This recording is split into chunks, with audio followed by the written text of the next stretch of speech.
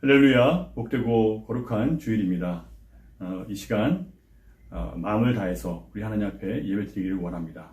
예배하는 가운데 하나님께서 우리 마음을 살피시고 우리를 씻으시고 또 우리 새롭게 하시고 우리에게 소망과 기쁨과 위로와 평안을 주시리라 믿습니다. 예배하는 가운데 주의 성령께서 우리를 인도하시고 우리 함께 계심을 체험할 수 있는 귀한 은혜가 있기를 주의 이름으로 축복합니다. 기도하겠습니다.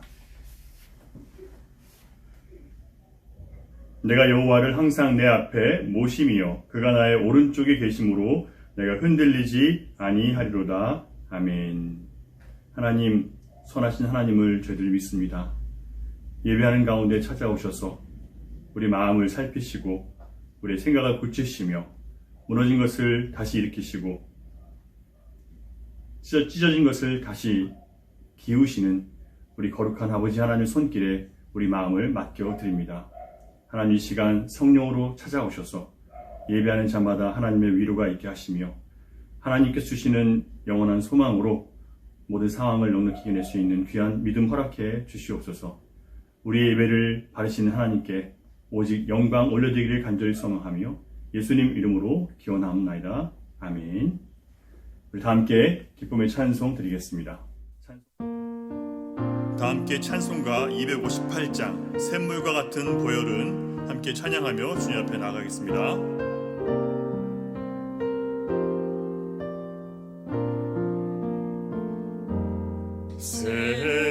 샘물과 같은 보혈은 주님의 피로다. 보혈의 죄를 씻으면 정하게 되겠네. 정하게 되겠네. 정하게 되겠네. 보혈의 죄를 씻으면 정하게 되겠네.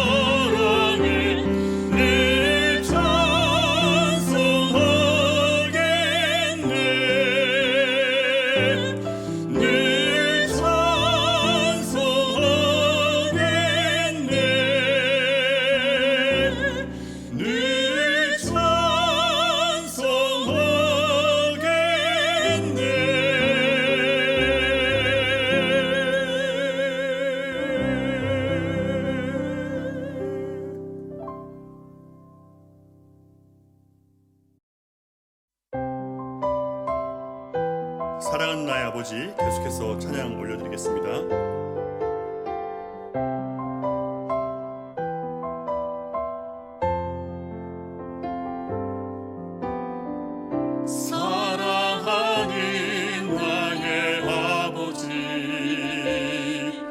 이름 높여드립니다.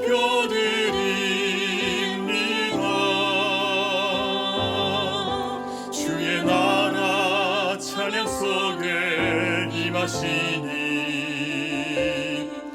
능력에 주께 찬송하네. 전능하신 하나님 찬양 언제나 동일하신 주 전능하신 하나님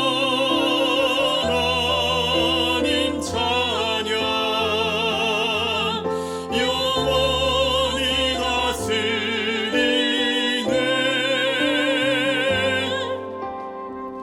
사랑하는 나의 아버지 이름 높여드립니다.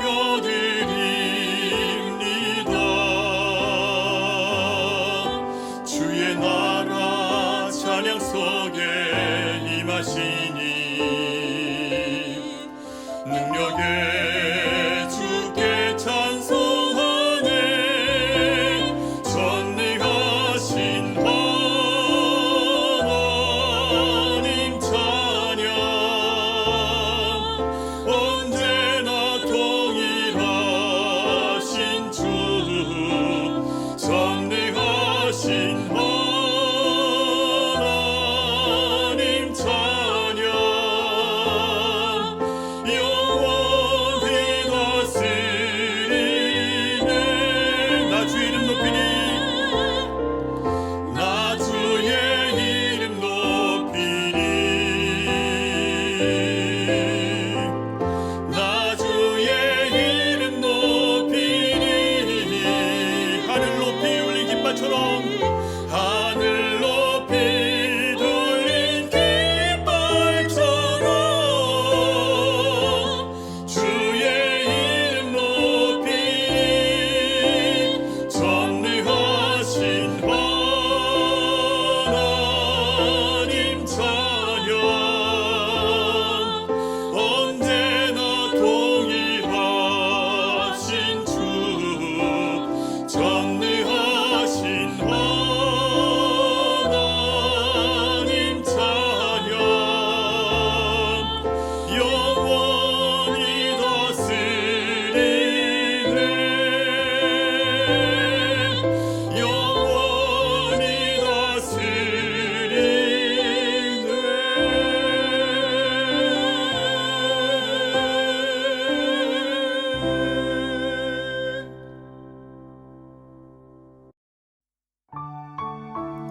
우리 마지막으로 오직 주의 은혜로 함께 찬양하겠습니다. 우리가 주님 앞에 나아갈 수 있는 유일한 근거는 십자가의 피밖에 없고 그 은혜밖에 없습니다. 십자가의 은혜를 생각하면서 함께 찬양하며 주님 앞에 나가기를 원합니다. 오직 주의 은혜로 지금 여기 서 있네. 한없는 경배 한없는 찬양 내 영혼 예배 드리네. 나를 위해 이 땅에 오신 주의 큰 은혜 십자가 고통 이기신 주님 그 은혜 어찌 잊으리. 준혜 날 채우시네. 준혜 보게 하시네. 살아가는 동안 은혜로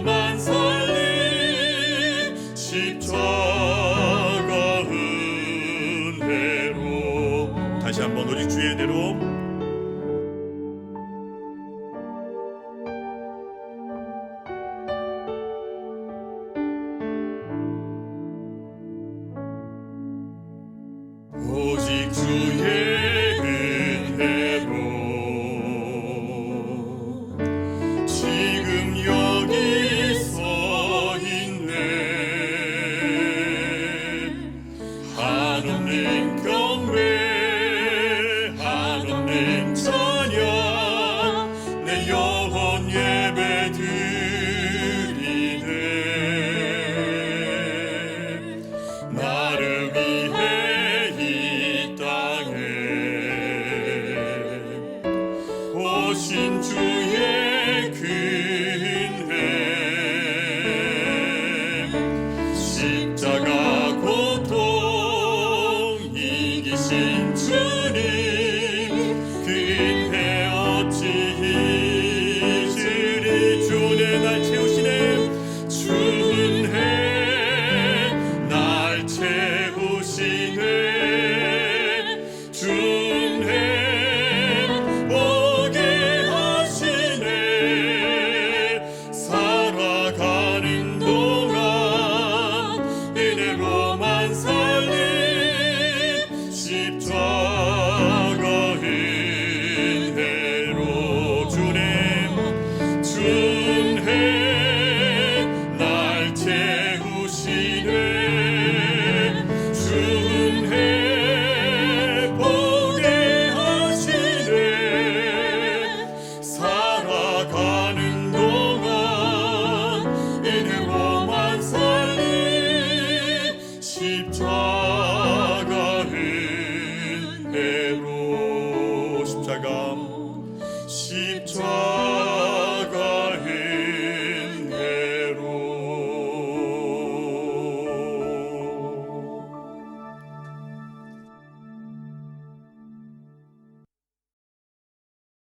다 함께 사도신경으로 신앙 고백하겠습니다. 나는 전능하신 아버지 하나님 천지의 창조주를 믿습니다. 나는 그의 유일하신 아들 우리 주 예수 그리스도를 믿습니다. 그는 성령으로 잉태되어 동정녀 마리아에게서 나시고 본디오 빌라도에게 고난을 받아 십자가에 못 박혀 죽으시고 장사된 지 사흘 만에 죽은 자 가운데서 다시 살아나셨으며 하늘에 오르시어 전능하신 아버지 하나님 우편에 앉아 계시다가 거기로부터 살아있는 자와 죽은 자를 심판하러 오십니다.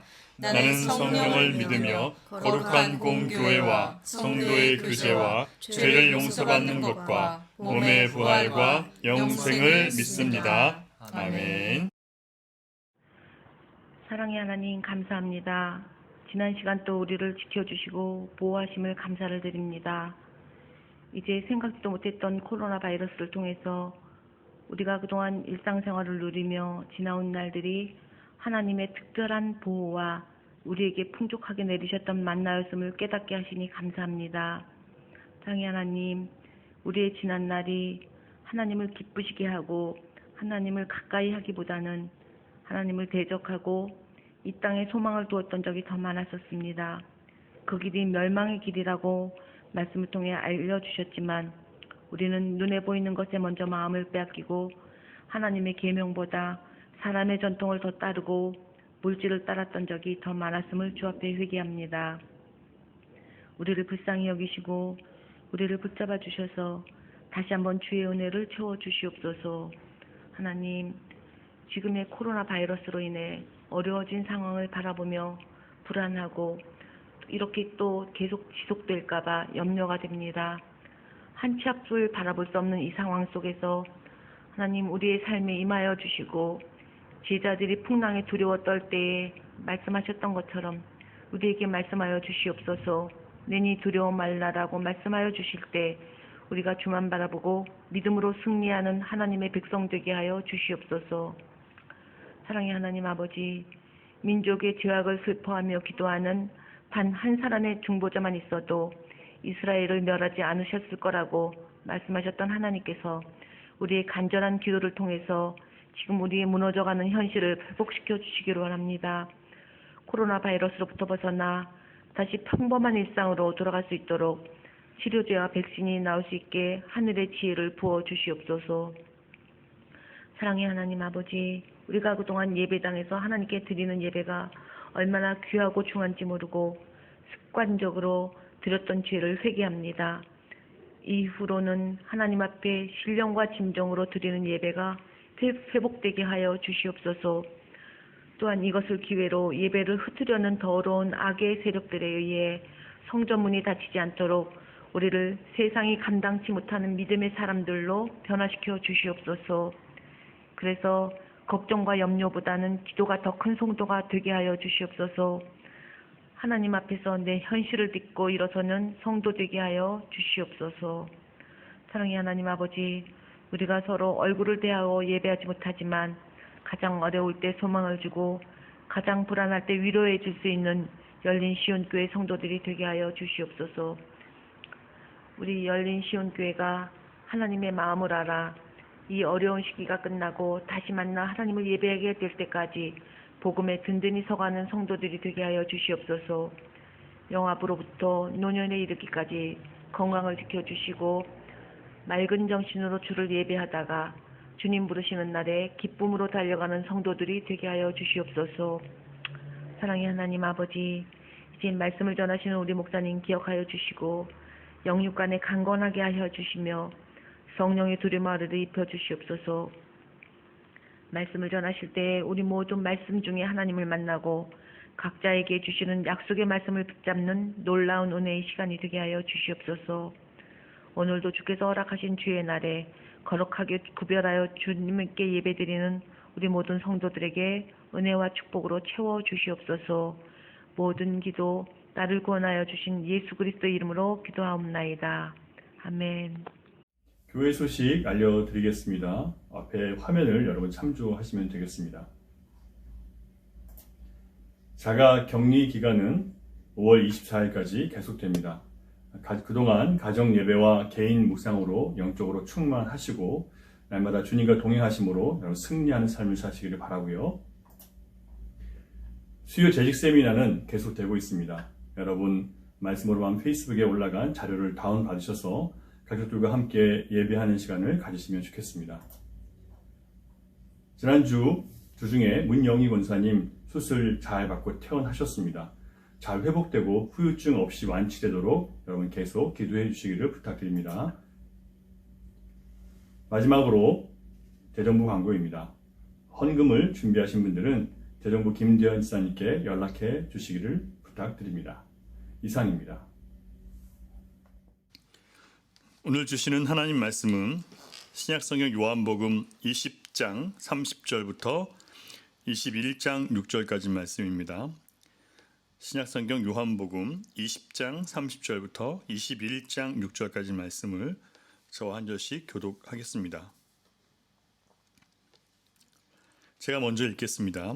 예수께서 제자들 앞에서 이 책에 기록되지 아니한 다른 표적도 많이 행하셨으나 오직 이것을 기록함은 너희로 예수께서 하나님의 아들 그리스도이심을 믿게 하려 함이요 또 너희로 믿고 그 이름을 힘입어 생명을 얻게 하려 함이니라.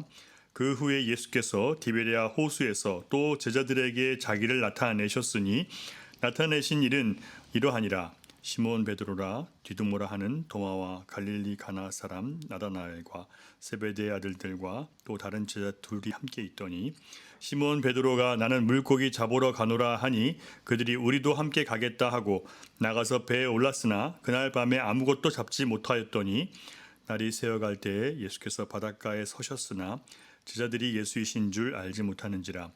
예수께서 이르시되 얘들아 너희에게 고기가 있느냐 대답하되 없나이다. 이르시되 그 물을 배 오른편에 던지라 그리하면 잡으리라 하시니 이에 던졌더니 물고기가 많아 그물을 들 수 없더라. 아멘. 지난주 우리는 교회를 향한 예수님의 마지막 명령이 모든 민족으로 제자를 삼는 것이라는 것을 배웠습니다. 우리를 영원한 죄의 저주와 지옥에서 건져주신 우리 주님께서 내가 다시 올 때까지 교회로 부름받은 우리가 해야 할 일이 무엇인지를 주님께서 분명히 알려주셨습니다. 오늘날의 교회와 신자들이 이렇게 세상의 빛과 소금이 되지 못하며 무기력하고 무능력하고 세상의 선한 영향력보다는 눈살 찌푸리게 하는 일이 더 많아진 것이 우리가 주님의 명령대로 모든 민족으로 제자 삼는 일을 하지 않았기 때문이라고 말씀드렸습니다. 우리가 제자 삼는 일에 나 자신을 드리고 그 일을 위해서 내 삶의 초점을 맞출 때까지 우리는 주님께서 이 땅에 자기를 믿는 제자들에게 주신 진정한 평강과 진정한 행복을 깨달을 수가 없게 되어 있습니다.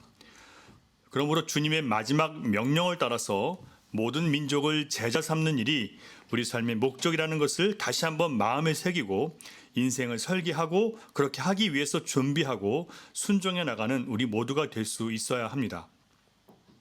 주님은 그런 마음을 품고 자기 삶을 주님께 드리고자 하는 자들에게 평강을 주시고요.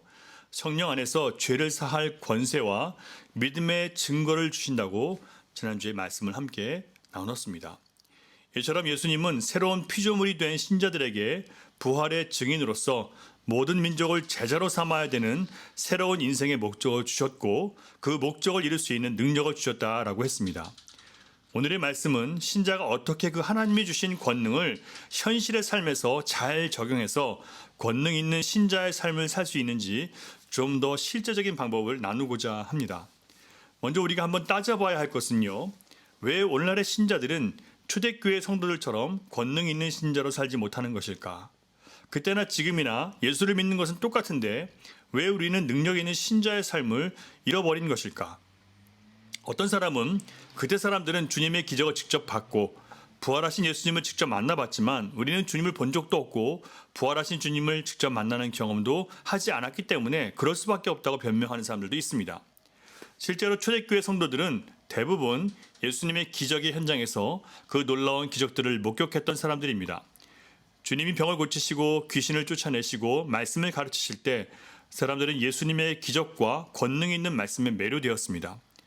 그래서 많은 사람들이 예수님을 믿고 따랐습니다. 하지만 가장 많은 기적을 보고 놀라운 체험을 많이 했던 제자들 역시 부활하신 주님을 만나기까지는 주님의 부활을 믿지 않았습니다. 여기서 믿지 않았다는 것은 제자들이 예수님을 하나님의 아들로 믿지 않았다는 것이 아니에요. 베드로와 제자들은 이미 예수님이 하나님의 아들이시고 메시아라는 것을 믿음으로 고백했습니다. 하지만 부활하셨다는 소식을 듣고도 제자들은 그 부활의 사건을 믿지 못한 것입니다. 오늘날의 신자들도 각자 나름대로 주님을 만난 체험과 경험들을 대부분 갖고 있습니다. 복음을 듣고 마음으로부터 나오는 회개의 눈물을 흘리거나 병이 치유되고 문제가 해결되고 있을 수 없는 기적들을 경험하고 나서 예수님을 믿는 신앙을 각자 고백하게 된 분들이 많이 있습니다. 그런데도 신자를 향해 도전해오는 여러 가지 삶의 시험들을 잘 이겨내지 못하고 살아가는 경우가 많이 있습니다. 신자들이 세상의 힘과 가치관에 쉽게 타협해버립니다. 물질의 유혹 앞에서는 저항 한번 못하고 그냥 돈을 따라갈 때도 많습니다. 좋은 게 좋은 거다.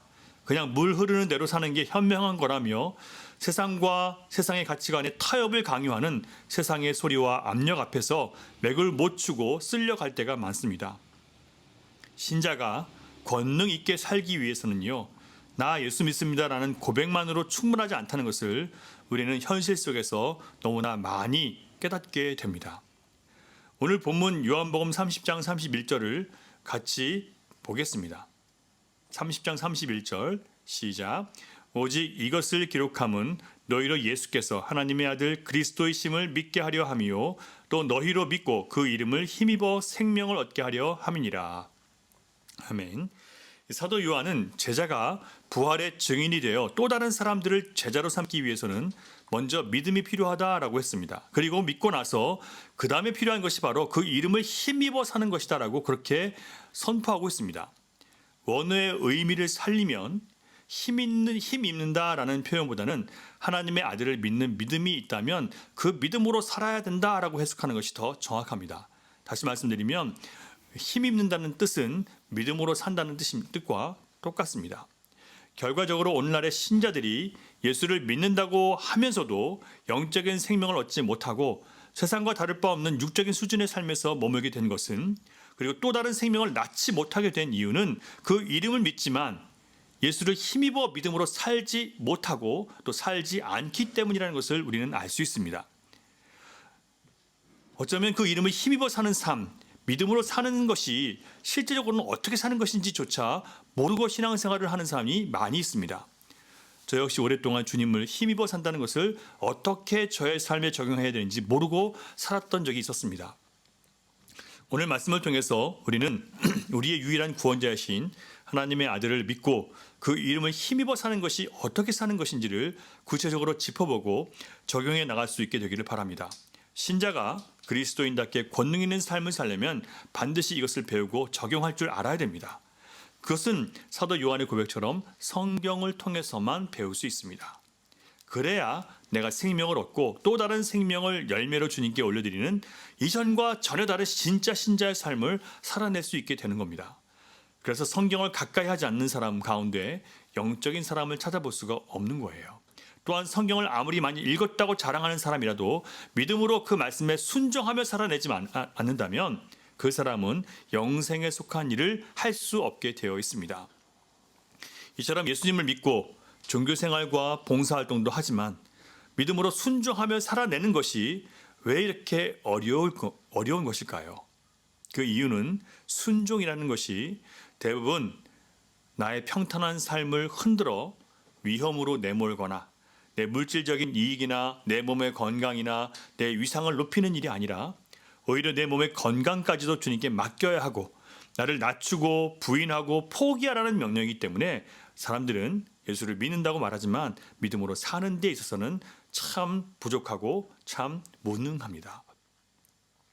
이처럼 주님의 말씀은 이 땅에서 편안하게 문제없이 풍요하게 아들, 딸 잘 낳고 가정 잘 꾸려서 재밌게 살고 싶은 사람들의 일반적인 기대와는 반대되거나 역행하는 경우가 더 많습니다.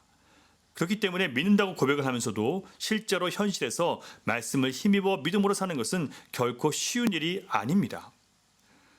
하지만 하나님의 영이 임한 그리스도인들은 아무리 삶이 편안하고 배부르고 안전하다 해도 그런 삶이 자신에게 전혀 기쁨을 줄 수 없기 때문에 영원한 생명을 얻는 믿음에 관한 일에 참여할 수밖에 없게 됩니다. 그것이 나에게 고난이 되고 고통이 되고 어려움이 되고 환난이 되고 아픔이 된다 할지라도 그 삶을 멈출 수가 없게 되어 있어요. 자, 그렇다면 신자가 그리스도의 이름을 힘입어 권능 있게 사는 것, 믿음으로 사는 것이 무엇일까요? 그것은 아주 쉽습니다. 말씀에 의지해서 사는 것을 말해요.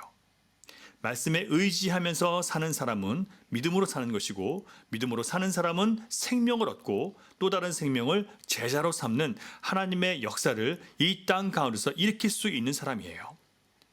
자, 그렇다면 한 걸음 더 나아가서 우리는 말씀에 힘입어 사는 삶이 구체적으로 어떤 것인지 두 가지를 살펴보고자 합니다. 첫째, 말씀에 힘입어 사는 것은요, 말씀이 자신의 선택과 행동의 기준이 되는 것을 말합니다. 사람은 누구나 자기가 살아온 경험이 있고 저마다의 쌓아온 자신만의 인생에 대한 지혜나 지식이 있고 그것을 통해서 내가 스스로 깨닫게 된 통찰이 있습니다. 그런데 신자에게 있어서 중요한 것은 그런 것들이 아니라 주님의 말씀이 어떠한가입니다. 내 생각이나 경험이나 느낌, 내 통찰보다 더 중요한 것은 하나님이 어떻게 말씀하셨는가 하는 것입니다. 그 말씀에 반하는 나를 복종시켜서 말씀에 순종하는 것이 말씀에 힘입어 사는 것입니다. 예수를 믿는다고 하는 사람들은 참 많이 있어요. 하지만 그 말씀이 나의 유익에 반하고 내 경험과 내가 알고 있는 상식과 충돌하거나 내가 추구하는 현실적인 목적과 다를 때 말씀 앞에서 자신을 꺾어서 그 말씀에 순종하는 사람은 정말 흔치 않습니다. 대부분의 신자들 역시 처음에는 자기도 모르게 자기 뜻과 경험과 생각을 고집하고 자기가 바라는 대로 하나님이 이뤄주시기를 또는 자기의 방식이 옳다고 인정받기를 바랄 경우가 많습니다. 하나님은 그렇게 고집하는 자를 내버려 두시기도 하십니다. 자신이 하고 싶은 대로 해서 그 한계에 부딪히거나 그 결과가 잘못된 것으로 돌아왔을 때 또는 일 자체는 잘된 것처럼 보이지만 결과적으로는 중요한 관계를 잃게 되거나 또 다른 어려움에 봉착했을 때 그는 자기 생각을 꺾고 스스로 주님 말씀 안으로 걸어 들어오게 될 때가 있습니다. 주님이 그렇게 원하시는 거예요. 21장 1절부터 6절까지의 말씀을 살펴보면 제자들이 예수님을 만난 후에 다시 자기들이 예수님을 만나기 전에 어부로 살았던 디베랴 호수, 갈릴리 호수로 돌아가서 다시 고기를 잡고 있는 그 모습을 우리가 보게 됩니다. 예수님께서 제자들에게 갈릴리로 가라고 하셨기 때문에 갈릴리로 내려갔지만 거기서 마땅히 그들이 할 일이 없었던 거예요. 그때 시몬 베드로가 나는 물고기 잡으러 가겠다라고 하자 함께 있던 제자들도 같이 가겠다고 따라 나섰습니다. 그들은 예전처럼 배를 타고 나가서 밤이 새도록 그물을 던졌지만 아무것도 잡지 못하고 날이 새어갈 때 돌아오고 있었습니다. 그때 바닷가에서 예수님이 서 계셨지만 제자들은 그분이 예수님인지 알아보지 못했습니다. 주님은 빈 배를 타고 돌아오는 제자들을 향해서 그물을 배 오른편에 던지라 그리하면 잡힐 것이다 라고 말씀하십니다. 제자들은 그 말씀하신 대로 했습니다. 그러자 수많은 물고기들이 잡혀서 그물을 들 수가 없게 되었습니다. 그때 주님이 사랑하셨던 제자 요한은 그 말씀하신 분이 예수님이신 것을 알고 주님이라고 불렀습니다. 자기 생각을 버리고 순종하고 나서야 기적의 주님을 체험하게 된다는 것을 기억하시기 바랍니다. 여러분, 성경에 기록된 모든 말씀은 우리 영혼이 잘 되고 구원을 받으며 또한 능력 있게 세상을 살아가도록 주신 것입니다. 그래서 성경을 항상 읽고 생각하면서 사는 사람은 그 진리의 말씀 앞에서 결국은 내가 가진 모든 비진리가 하나씩 드러나게 됩니다. 진리 앞에 내가 설득당하게 되어서 순종하게 되면 하나님 말씀이 내 삶 속에서 얼마나 아름답고 멋있게 일하고 계신지 경험하게 되는 것입니다.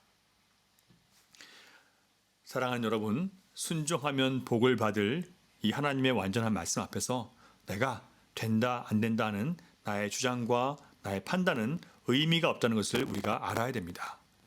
여러분, 하나님 말씀 앞에서 내 판단은 중요하지 않아요. 하나님 된다고 하시면 되는 겁니다. 내 경험도 중요하지 않습니다. 제자들처럼 밤이 새도록 고기를 잡지 못했지만 주님 말씀에 의지해서 배 오른편에 던졌을 때 그들은 자신의 경험과 상식을 부수는 하나님의 살아있는 역사를 경험하게 된 것입니다. 여러분, 우리가 믿음이 항상 좋아서 주님께 순종하는 것이 아니에요. 믿는 것이 쉽고 편해서 주님을 믿고 순종하는 게 아니에요. 어떤 때는 도무지 길이 없어서 내가 할 수 있는 것이 아무것도 없어서 그냥 한번 해볼 때도 있습니다. 그런데 놀라운 기적이 일어나게 되는 거예요. 이처럼 순종해 보고 나서 그것이 주님의 능력인 것을 알게 되는 때가 참 많이 있습니다. 이것이 하나님께서 우리의 믿음을 자라나게 하실 때 쓰시는 방법이기도 합니다. 여기서 우리에게 필요한 것이 바로 우리의 지식, 우리의 경험, 우리의 자존심을 내려놓는 것입니다. 하나님이 하실 수 있다는 기적을 믿는다고 하는 사람들은 많습니다. 하지만 그 믿음으로 자신의 지식, 경험, 그리고 자존심을 내려놓는 믿음으로 사는 그런 사람은 많지 않습니다. 그래서 사람들이 살아계신 하나님의 역사와 기적을 경험하지 못하는 것입니다. 하나님 앞에서는 자신들이 평생 그물을 던졌던 경험 있는 업을 하는 것이 중요하지 않습니다. 언제 어디에 그물을 던지는 것이 고기를 잘 잡는 방법인지 그들이 아는 지식도 중요하지 않습니다. 그들의 입장과 경험과 상태와 상관없이 주님이 말씀하신 것 자체가 중요하고요. 또한 그 말씀을 의지하는 믿음으로 그물을 다시 던졌느냐 하는 제자들의 순종의 행위가 중요합니다. 여러분, 아람 왕의 군대 장관 나아만 이야기를 들어보셨을 거예요. 아람 왕의 군대 장관 나아만은 그 나라에서 많은 공을 세워서 크고 존귀한 사람이었지만 나병 환자였습니다. 그는 북이스라엘을 침략하고 괴롭히는 원수 같은 인물이기도 했어요. 그가 이스라엘에서 사로잡혀온 여인을 자기 아내의 여종으로 두었는데 그 여종이 여주인에게 하루는 이런 말을 합니다. 만일 당신의 남편 나아만이 사마리아에 살고 있는 선지자를 만난다면 나병이 고침받을 수 있을 것입니다. 그 말을 전해 들은 나아만 장군은 많은 재물을 갖고 하나님의 사람 엘리사를 찾아갔습니다. 나아만이 병거와 말들을 끌고 엘리사의 집으로 찾아갔는데 웬걸 엘리사는 만나주지도 않고요. 종에게 시켜서 가서 요단강에 몸을 7번 씻으면 몸이 회복되리라 라고 말만 전해줍니다. 나아만이 자존심이 상해서 화가 났습니다. 북이스라엘의 왕도 자기에게 쩔쩔매는데 일개 선지자가 자기 앞에 절도 하지 않고 손대어 기도해 주지도 않고 겨우 가서 한다는 말이 요단강에 가서 몸을 담그라고 하니까 얼마나 자존심이 상하고 불쾌했겠습니까? 화가 나서 돌아가려고 하는데 나만의 종들이 그에게 간절하게 부탁합니다. 주인님, 선지자가 주인께 큰 일을 하라고 한 것도 아니고 그냥 몸을 물에 씻으면 된다고 하는데 그냥 한번 해봅시다. 결국 나아만이 하나님의 사람의 말대로 요단강에 7번 몸을 담그자 그 살이 어린아이처럼 깨끗하게 회복된 것입니다. 요단 강물은 절대로 특별한 약 기운이 있는 온천물이 아니에요. 하지만 하나님의 사람의 말대로 행한 것이 바로 치유의 능력을 일으키게 되었습니다. 만일 나아만이 자존심 상했다고 화가 나서 다 때려치우라고 했다면 그는 나병에서 죽을 때까지 고침받지 못했을 것이고 하나님이 유일한 하나님이심을 깨닫지 못하게 되었을 것입니다. 그는 그때부터 하나님을 알고 하나님을 믿는 자가 되었습니다. 하나님 말씀 앞에서는 나의 주장, 나의 경험, 나의 지식, 나의 자존심을 버리는 것이 바로 말씀에 힘입어 사는 실제적인 방법입니다. 그 말씀 앞에 내가 부인되고 내가 말씀에 순종할 때 말씀이 살아서 내 삶을 바꾸고 내 길을 바꾸고 내 상황을 바꾸는 경험을 하게 될 수 있습니다. 자기가 부인됨으로 주님의 말씀대로 이루어지는 이런 능력이 신자에게 나타날 때 세상은 주님의 말씀에 귀를 기울이게 되는 것입니다. 사랑하는 여러분, 제자들처럼 말씀이 우리의 모든 선택과 판단과 행동의 기준이 될 수 있기를 바랍니다. 그렇게 함으로 경험되어지는 모든 은혜의 선물과 복이 우리 모두에게 임할 수 있기를 축원합니다. 둘째, 말씀을 힘입어 사는 것은 예수님께서 구원자이심을 믿는 믿음을 현실에서 적용하면서 사는 것입니다. 31절 다시 보면요. 오직 이것을 기록함은 너희로 예수께서 하나님의 아들 그리스도이심을 믿게 하려 함이요 라고 했습니다. 믿음으로 산다는 단어의 헬라어 의미는 그렇게 된다는 것을 믿는다는 뜻이에요. 다시 말씀드리면 주님이 하신 말씀대로 될 것을 믿는다라는 뜻입니다. 따라서 우리가 믿음으로 사는 것은 모든 현실의 상황과 문제 속에서 예수님께서 우리의 구원자이심을, 그리스도이심을 분명히 믿고 그 어려운 상황과 곤란한 문제 때문에 절망하지 말고 거기에다가 예수 그리스도의 구원을 적용하는 거예요. 실제로 여러분 그렇게 하셔야 된다는 얘기입니다. 말씀은 그 말씀을 믿는 자들에게는 현실이 됩니다. 우리로 믿게 하시기 위해서 하나님은 말씀을 주셨어요. 그 말씀은 우리가 예수님께서 하나님의 아들이시며 구원자이심을 믿게 하는 것이라고 했습니다. 예수를 믿는 자는 구원받았다고 얘기합니다. 이 말은 우리가 죄로 인해서 영 죽은 자들이었지만 나를 위해서 대신 죽으신 예수님의 피 흘리심으로 말미암아 내가 살게 되었다는 그 복음을 듣고 예수를 누구든지 나의 그리스도로 나의 주인으로 모시는 자마다 영생을 얻었다라고 했습니다. 그것은 미래의 상황이 아니라 이미 그 믿는 순간에 받았다는 거예요. 과거형이 됩니다. 이 말은 우리의 육신은 이 땅에 살아가면서 세상에서 환난과 고난과 어려움을 당할 수 있습니다. 하지만 우리의 영혼은 구원받은 상태라는 뜻입니다. 그러므로 이 땅에서 당하는 어려움, 고난, 환난, 괴로움 그 속에서 내가 마치 구원받지 못한 사람인 것처럼 똑같이 낙심하고 똑같이 절망하고 똑같이 원망하고 무너지면 안 된다는 뜻이에요. 그래도 나에게는 하늘 문이 열려 있고 영원한 자녀의 권세를 이미 받았기 때문에 이 땅에서 곤고하고 힘들어도 우리는 주의 손을 붙들고 믿음으로 절망하지 않을 수 있는 겁니다. 그래서 항상 우리 입술에는 소망적인 말이, 소망적인 기도가, 소망적인 찬양이 나오게 되는 거예요. 그러나 예수님께서 그리스도의 심을 현실에 적용하지 못하면 신자라도 내가 구원받았는데 왜 내 인생은 이렇게 꼬이고 어렵고 가난하고 힘들어 하는 푸념으로 끝나고 말게 됩니다. 사랑하는 여러분, 우리 영혼은 구원받았습니다. 사도 바울의 고백처럼 우리가 환난이나 곤고나 박해나 기근이나 벌거벗은 몸으로 수치를 당하거나 생명의 위협을 당하거나 칼이 와도 이 모든 일에 우리를 사랑하시는 이로 말미암아 우리가 넉넉히 이긴다라고 했습니다. 그 사랑이 바로 우리 영혼을 지옥에서 건져내셔서 영원한 생명으로 옮겨주신 예수 그리스도 그분을 통해서 받은 구원을 얘기하는 거예요. 그러므로 그리스도를 믿는 믿음을 힘입어 사는 것은 현실의 고난이 아무리 크고 대단해도 그것은 겨우 내 몸만 죽일 수 있지 내 영혼을 멸망시킬 수 없고 내 마음을 상하게 할 수 있지만 내 영혼을 절망시킬 수 없다는 것을 우리가 고백하고 세상을 향해서 오히려 담대하게 내가 받은 구원의 기쁨을 자랑할 수 있는 것입니다. 여러분, 물질이 전부이고 성공이 인간의 가치를 매기는 세상 속에서 믿음으로 살아가는 것은 결코 쉽지 않습니다. 하지만 어려움이 찾아올 때마다 신자는 오히려 주님과 더욱 가까워지고 더 주님을 사랑하게 되며 주님이 진리이시고 유일한 구원자이심을 더욱 구체적으로 경험하게 됩니다. 여러분은 어떠하십니까? 필리핀을 거점으로 산골 오지만 찾아다니며 죽어가는 수많은 환자들을 치료해주고 사람과 복음을 나눴던 필리핀의 슈바이처라고 불렸던 박누가 선교사님이라는 분이 있습니다. 그분은 의사이며 또한 목회자입니다. 그분의 삶에 대한 영화가 작년에 아픈 만큼 사랑한다라는 제목으로 나왔습니다.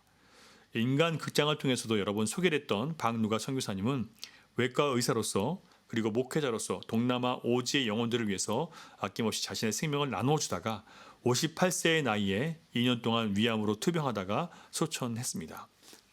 그는 2004년 3월에 카자흐스탄에서 의료 선교하던 중 위암에 걸린 후 하나님께 부르짖어 기도했습니다. 주님, 저는 아직 할 일이 많습니다.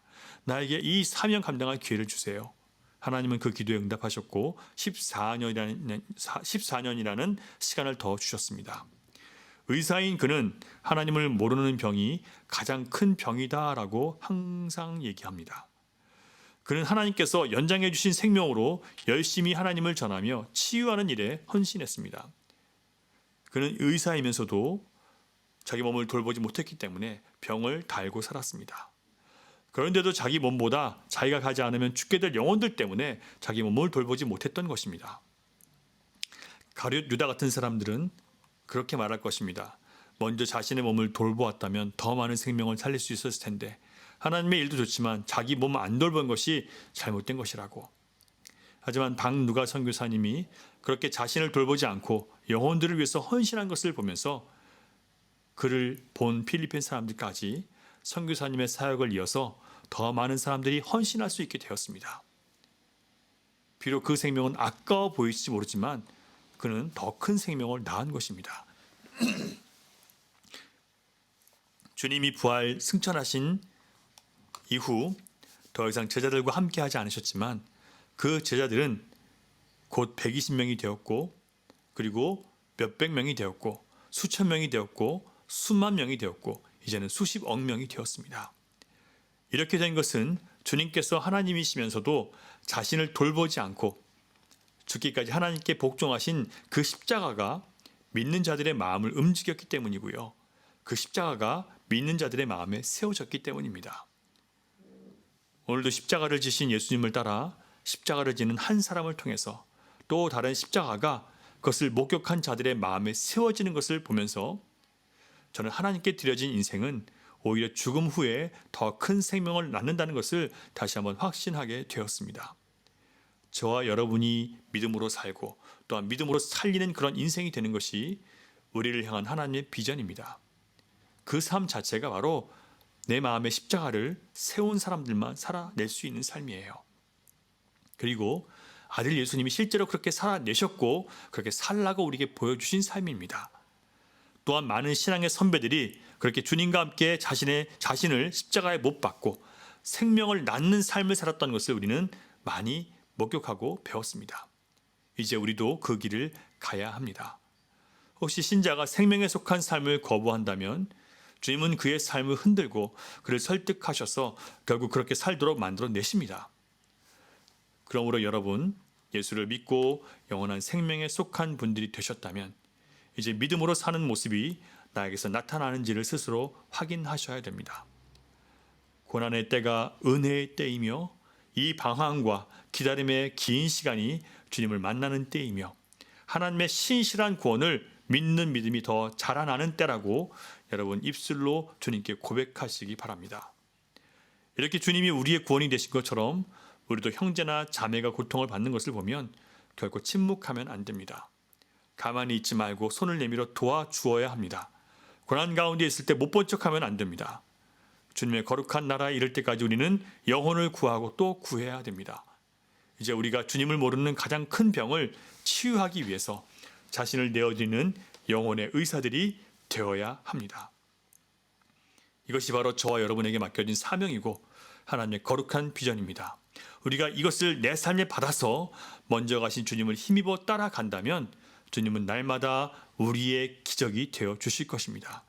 그리고 놀라운 변화들을 우리의 삶 속에서 일으켜 주실 것입니다. 이런 은혜가 저와 여러분의 삶에 있기를 주님의 이름으로 축원합니다. 기도하겠습니다. 하나님 아버지 감사합니다. 오늘도 말씀을 통해서 우리가 하나님만이 나의 길이시며 또 나의 생명이시며 나의 모든 것 되심을 깨닫게 해주셔서 감사드립니다. 우리가 하나님을 힘입어 살지 않으면 살 수 없는 존재임을 알게 하셨습니다. 하나님, 오늘도 그 말씀에 힘입어 그 말씀이 나의 삶의 기준이 되고 기초가 되어서 나의 생각과 나의 환경과 나의 상황이 어떠하든지 간에 그 말씀이 우리를 이끄는 대로 따라갈 수 있는 그런 저희가 될 수 있도록 하나님 도와주시옵소서. 또한 예수님께서 나의 구원자이심을 믿는 믿음을 내 현실의 삶 속에서 적용할 수 있도록 도와주셔서 아버지 하나님, 어떠한 상황 가운데서도 내가 영원히 구원받은 자임을 알고 현실의 상황 속에서 절망하거나 낙심하지 않도록 인도해 주시고, 내가 받은 구원의 기쁨을 내 삶의 현실 속에 적용함으로 상황을 이겨낼 수 있는 저희 모두가 될 수 있도록 하나님 도와주시옵소서. 오늘도 겸손한 마음으로 이 말씀을 따라가기로 결단하며 예물을 구별하여 주님 앞에 올려드리는 주님의 자녀들이 있습니다. 하나님, 물질을 받으시고 그 예물이 쓰이고 닿는 곳마다 하나님의 나라가 임하게 하시며 주님의 거룩한 뜻이 이루어지게 하시며 아버지 하나님의 구원이 이루어지는 거룩한 역사가 일어날 수 있도록 하나님 도와주시옵소서. 어려운 때에 주님 앞에 순종하며 모든 것이 주님 앞에 온 것을 알고 감사하는 마음으로 주님 앞에 드리는 모든 예물마다 하나님 받으시고 하나님께서 더 큰 은혜로 갚아 주시옵소서. 모든 백성들의 삶을 아시는 주님께서 주님, 드리고 싶어도 드릴 것이 없는 인생들에게 하나 힘이 되어 주시고 위로가 되어 주시옵소서. 모든 것 감사드리며 예수님 이름으로 기도드렸습니다. 아멘. 우리 마지막으로 결단의 찬양, 두려워 말라 함께 찬양 드리겠습니다.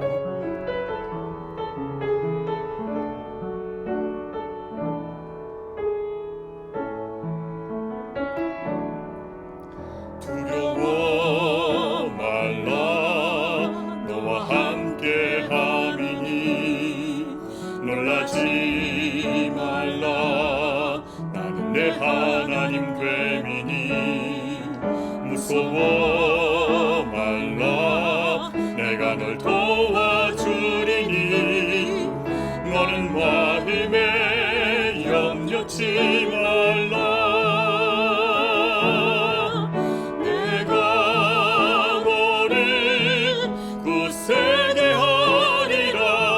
손으로 너를 꼭 붙잡아 주리라 내가 너를 이롭게 함이니 너는 마음에 염려치 말라. 두려워 말라 다시 한번 찬양합니다. 두려워 말라 너와 함께 함이니 놀라지 말라 나는 내 하나님 됨이니 무서워 말라 내가 널 도와주리니 너는 마음에 염려치 말라 내가 너를 굳세게 하리라 내 손으로 너를 꼭 붙잡아 주리라 내가 너를 의롭게 함이니 너는 마음에 염려치 말라 내가 너를 굳세게 하리라 내 손으로 너를 꼭 붙잡아 주리라 내가 너를 이롭게 함이니 너는 마음에 염려치 말라. 나는 너의 하나님이라 나는 너의 하나님이라 하늘을 지은 창조주라 땅에서 산을 베푸는 자 너는 여호와니라 나의 의로 부름 받은 자 나의 찬송을 부르는 자 너는 두려워 말라 내가 너를 굳세게 하리라 내 손으로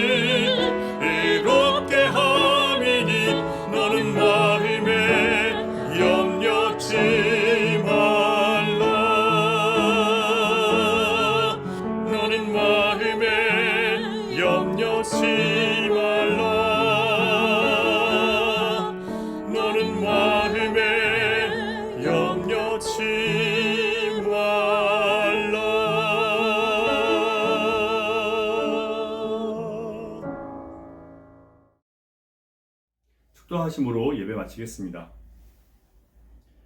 이제는 우리 구주 예수 그리스도의 크신 은혜와 아버지 하나님의 극진하신 사랑과 성령님의 감화 감동, 교통, 역사, 위로, 인도하심이 오늘 주님께서 우리에게 명령하신 제자의 삶을 살아가기 위해서 우리에게 힘 입으라고 말씀하신 예수님의 생명, 예수님의 능력, 또 예수님의 사랑, 그 사랑에 힘입어 살아가기로 결단하는 사랑하는 주님의 자녀들의 머리 위와 가정과 일터와 미래 가운데 흩어져 있는 열방의 교회와 선교지 가운데 이제로부터 영원토록 함께 하시기를 간절히 축원하옵나이다.